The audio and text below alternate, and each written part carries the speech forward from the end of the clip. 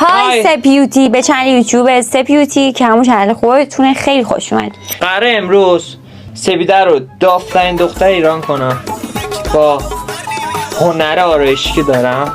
اول اینکه من داف هستم، دوم اینکه تو هیچ هنری نداری، فقط قرار پوست من رو داغون کنی و وسایل اورجینال منو نابود کنه. قضیه از این قراره که پاتون ازم به اونا قضیه از این قراره که قرار نوکیا بگیرم، بهترین گوشی دنیا رو تحویل بدم. آره برند رو نمیگم چون نمیگم بهتر. نوکیا یکی از نوکیا که از بهترین برندها، ضد ضربه ضد گوله. منظورم 2-0 است. با هم بریم ادامه ویدیو رو ببینیم که قراره چیکارش کنیم. چی میخوای الان؟ چی نیاز داری برای مرحله اول میکاپت؟ اینو. خب بزن. اسمش آبرسان کلینیک. برند رو نگو. من از برندهای خفن استفاده میکنم. خفنه؟ بابا صورت چجوری؟ بابا داریم دست میستم. چه خبره؟ کم یه ذره میزنن مانی.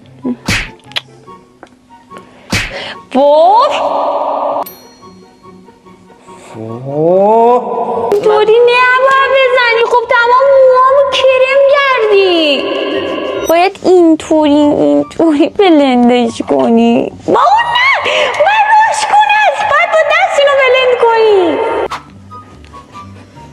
بچه من قرار صداتون نشنم بمیرم تو این ویدیو، سکته کنم. این چه شامپوه هی داره اضافه میشه. پس مکازی نداریم؟ وای مانی موشهامو کن دیکسی. یه لحظه بایست من برم دستمال بیارم. چرا قبول کردم؟ با کدوم عقلی قبول کردم؟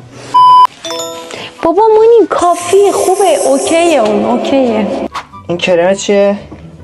پنکیکه، کرم نیست. پنکیک. زیرسازی میخوام، میدونی؟ زیرسازی لازمه. اوه مای گاد.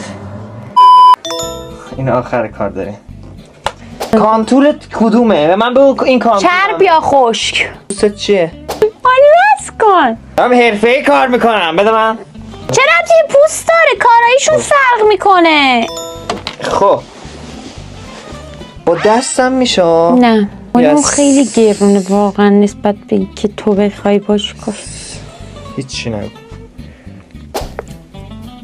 فکر نخور. سپیده نخند. نخند. بابا نخند دیگه، نگاه داری خراب میکنی سپیده. در نیاد میخوای آخر گریه کنی. همون اون برات پاکش کنم. اون برات بسته اون داره، نزن دیگه.